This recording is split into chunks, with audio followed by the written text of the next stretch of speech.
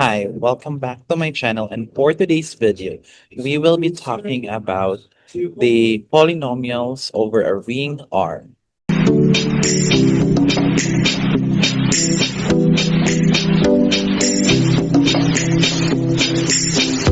So the claim says here that if your R is a ring, and then you have the R square bracket X be the collection of this one here, provided that your AI is coming from the ring R, and AI is 0 for almost all I, then number one here is this set here is a ring with addition and multiplication defined by this. And second is whenever this is commutative, this is also commutative. And whenever this is an integral domain, and so is the R square bracket X.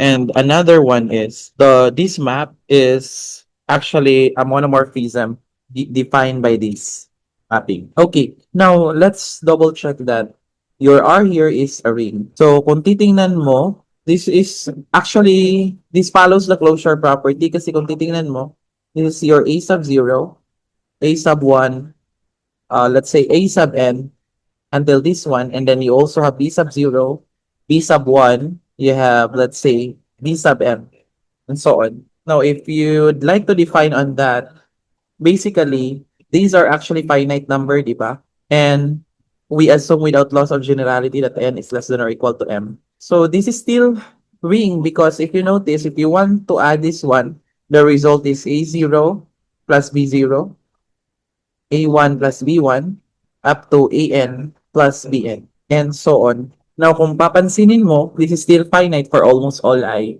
So, therefore, it's closure. Another thing is that, um, kung makikita mo, this is actually associative because all the elements here is actually coming from R. And we can actually consider this one. Kung titingnan mo, kunyari ito, these are n number of zeros and the rest is actually zero din naman. So that means this will actually serve as the identity. So basically, this is pretty obvious when you're actually checking this as a ring. Tapos let's check also the multiplication. If you check on that, ganyan yung definition niya, such that CK is AI BJ, I plus J is equal to K. Kung papansinin mo, whenever you have these elements, since the fact that your N plus M is equal to K, this will still serve as an element of R square bracket X, yung product nila. Because your AI is 0 for almost all I. So, obvious na obvious siya as a ring.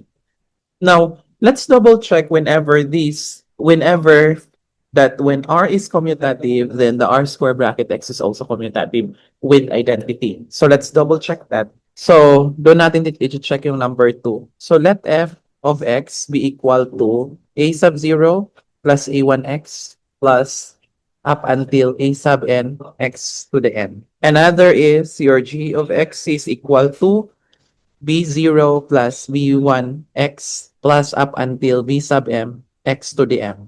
Yan. So these guys here are two elements of our square bracket x. Nakadrop lang to ha, kayo nang bahala mag-simplify or mag-formalize ng proof na ito. Now, if I want to get the multiplication of this, so f of x, g of x, this will become c sub 0 plus c1x plus up until ct x to the t. And if you take the g of x, f of x, this is, I want to say this is actually d sub 0 plus d1x plus up until, I want to say this is ds x to the s.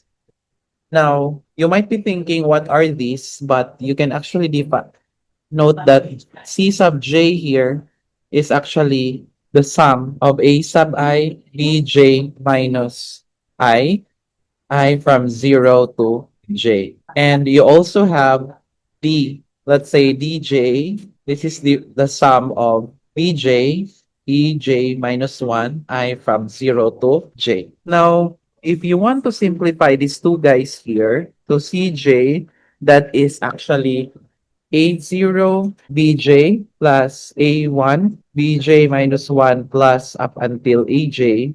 Pero in this case, maging B sub 0. And if you want to rewrite on that, I can rewrite this in this form B0 AJ plus B1 AJ minus 1 plus and so on until I can get into BJA0. Bakit ko kayang gawin ito? Because we assume in the first place that R is commutative and so nagko-commute yung mga elements nila.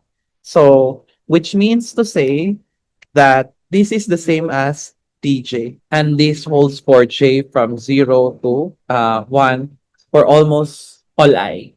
Okay. So in this case, your R square bracket X is commutative. And so we assume in the first place that 1R is an element of R. So ibig sabihin 1 is an element of R square bracket X. Bakit? I can write that as 1 f of X.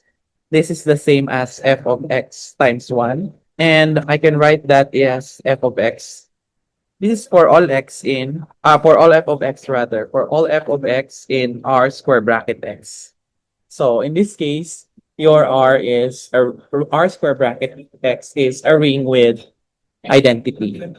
Okay. So dali lang, nakadraft lang to ha. Okay, let's double check that when it is integral domain, it's the R square bracket X is also integral domain. Okay, so that's number 3. So let's assume R, B, and ID. So, ibig sabihin, pag yung R mo is an ID, ibig sabihin that that R is a commutative ring. And by virtue of number 2, ang mangyayari, R square bracket X is also a commutative ring with unity. Since R is ID, R is a commutative ring with identity. So, by virtue of number 2, R square bracket X is an ID, is a commutative ring rather, with identity. So, ang next problem natin is to double check if it has no zero divisor. Okay, so let f of x be x sub 0. Sorry, it should be a sub 0 plus a1x plus an x to the n. And let's assume that this is g of x equals b sub 0 plus b1x plus up until bm x to the m. So let's assume these that they are non-zero polynomials and they are all elements in R square bracket X. So anong implication nito? This implies that there exists AI and BJ such that your AI is non-zero and your BJ is non-zero and AI plus T is 0 and BJ plus T is 0 via definition of R square bracket X. But we assume dito lang na ganyan ang nag-hold niya. So this is for all t greater than or equal to 1. Let's try considering the polynomial f of x, g of x. So if you want to multiply that, yung kanina, it should be c sub 0 plus c1x plus up until cn plus m, x to the n plus m. So in this case, this is c sub ij. That's the same as e0 bi plus j plus a1 bi plus j minus 1 plus and so on until ai bj plus until ai plus j b0. And alam natin this is the same as ai bj is not equal to 0. Of course, alam natin in the first place because R is an integral domain. And all these guys here are actually coming from the elements of R. So this holds since R is an ID. Okay. So implication here, because this doesn't hold to be equal to 0, this would actually tell us that your guy here is not equal to 0. And so they are non-zeros and the products are non-zero. Therefore, it has no zero divisor, implying that the R square bracket X is an integral domain. Okay, so now that we've shown this as a ring, and in fact, whenever your R here is commutative ring with unity, and so is the R square bracket X, Similarly, when it's an integral domain, and so is the r square bracket x. So kung papansinin mo, this one is the ring of polynomials. And all the elements, let's say the f here as an element of this, is actually a polynomial. Okay, and also, kung babalikan natin yung mga elements kanina, di ba ang definition niya is A0, A1, AN, and A sub I is actually 0 for almost all I. So in the case like that, this 1, 0, and so on is actually the identity in R square bracket X. So if your X here to be 0, 1, and so on, you also have the X squared here to be 0, 0, 1, 0, and so on. So it must follow that when you want to get the X to the N, this is actually the 0, 0, 1, 0, and so on, where your 1 is found in the n plus first derivative. I'm sorry, coordinate rather.